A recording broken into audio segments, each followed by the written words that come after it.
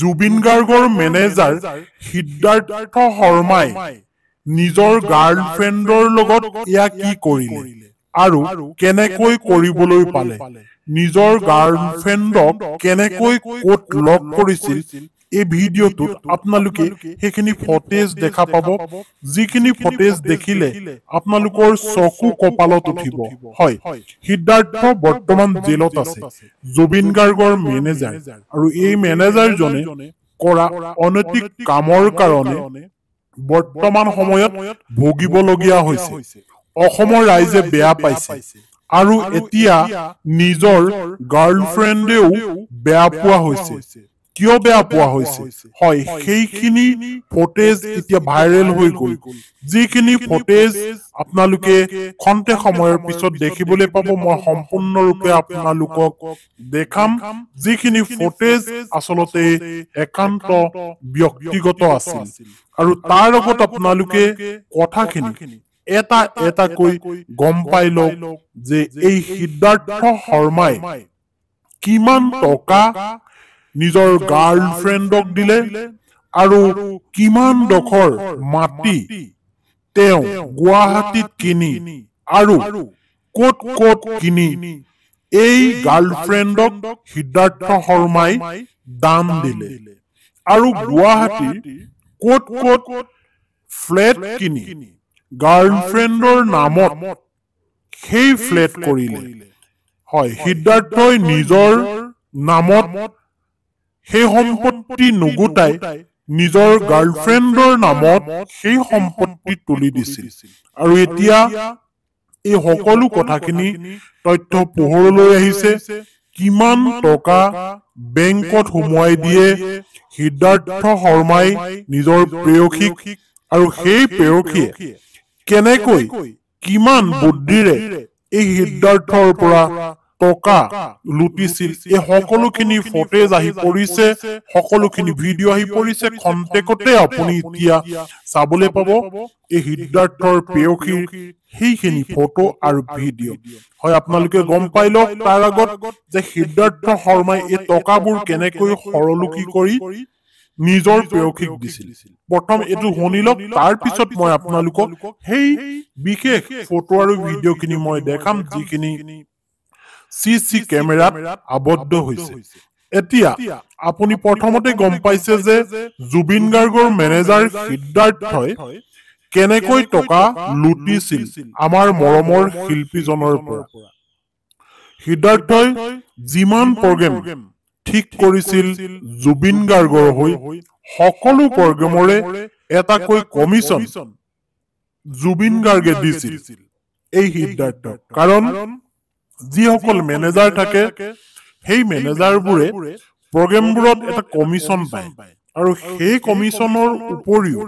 কেনেকৈ টকা আত্মসাৎ কৰিছিল এই প্ৰেয়সীক দিবলৈ আৰু এতিয়া প্ৰেয়সীয়ে জাঙুৰ খাই উঠিছে এই কথাখিনিৰ পৰা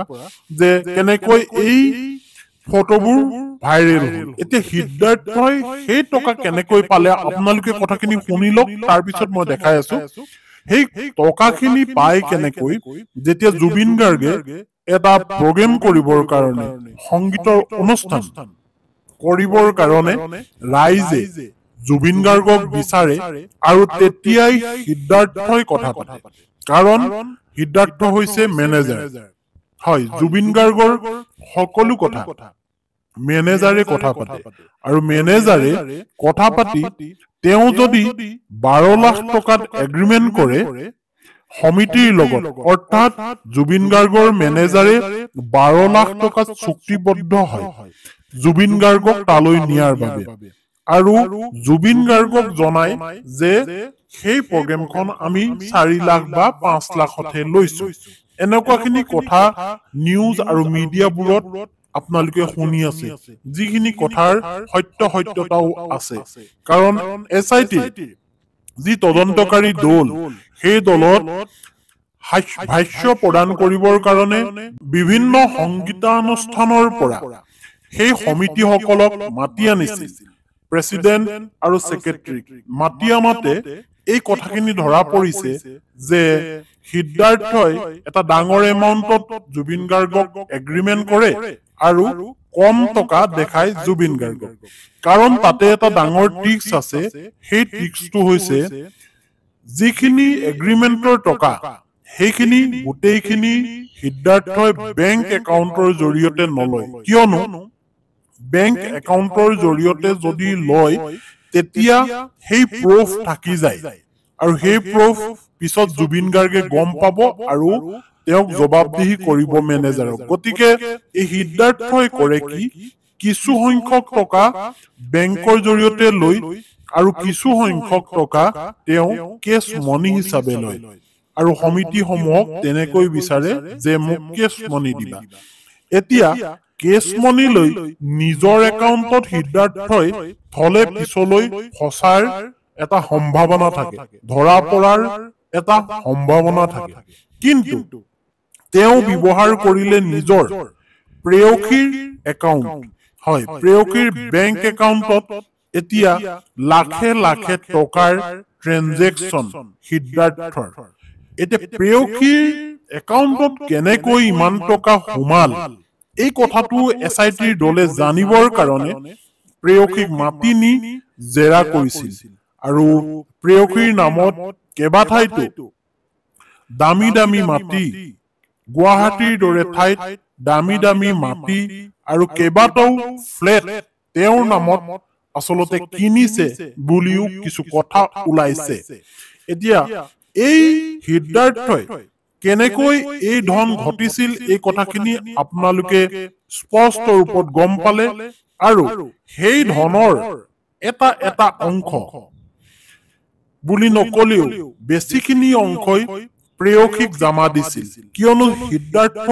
ধৰা পৰিলেও যাতে প্ৰেয়সীৰ হাতত সেই টকা থাকি যায় সেই বেংক বেলেন্সত সেইটো কাৰণে সোমোৱাই দিছিল টকা সেই বেংকৰ একাউণ্টত আৰু বিভিন্ন স্থানত ফ্লেট কিনি দিছিল নিজৰ প্ৰেয়সীৰ নামত আৰু সেই প্ৰেয়সীয়ে এতিয়া জাঙুৰ খাই উঠিছে কাৰণ এছআইটিৰ দলে তেওঁক ধৰা পেলাইছে আৰু বেংকত কিমান টকাৰ লেনদেন হৈছে এই সকলোখিনি কথা এতিয়া তদন্তকাৰী দলে পোহৰলৈ আনিছে আৰু সিদ্ধাৰ্থক যেনেকৈ বিশ্বাস কৰিছিল এই প্ৰেয়সীয়ে ঠিক তেনেকৈ সিদ্ধাৰ্থই কিন্তু সেই কথা ৰাখিব নোৱাৰিলে কিয়নো সিদ্ধাৰ্থ যেতিয়া গ্ৰেপ্তাৰ হ'ল যেতিয়া তদন্তৰ আওতালৈ আহিল সিদ্ধাৰ্থই এই কথাবোৰ হয়তো কৈ দিলে আৰু কোৱাৰ লগে লগেই সিদ্ধাৰ্থৰ প্ৰেয়সীক মাতি অনা হ'ল এছআইটিৰ কাৰ্যালয়লৈ আৰু তদন্ত চলিল আৰু এই প্ৰেয়সীয়ে ক'বলৈ বাধ্য হ'ল তেওঁৰ একাউণ্টৰ বিষয়ে বা তেওঁৰ একাউণ্ট জব্দ কৰিলে তেওঁৰ একাউণ্টৰ যিবোৰ ট্ৰেনজেকচন আছিল সেই ট্ৰেনজেকচনবোৰ তদন্তকাৰী দলে চালে এতিয়া সময় সমাগত জুবিন গাৰ্গৰ টকা কেনেকৈ আত্মসাৎ কৰিছিল এই সিদ্ধাৰ্থই আৰু তেওঁৰ প্ৰেয়সীয়ে লগ লাগি এই কথাখিনি এতিয়া পোহৰলৈ আহিছে ধন্যবাদ